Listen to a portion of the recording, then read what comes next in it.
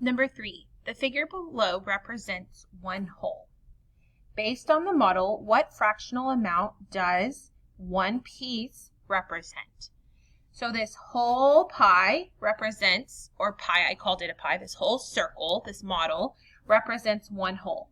I want to know how much one piece represents. This is going to be your unit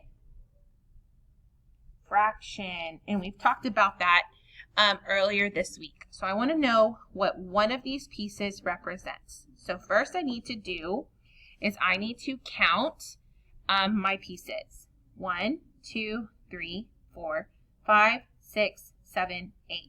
So my denominator is going to be 8. And I know that one of these pieces is going to represent 1/8. So based on the model, what fractional amount does one piece represent?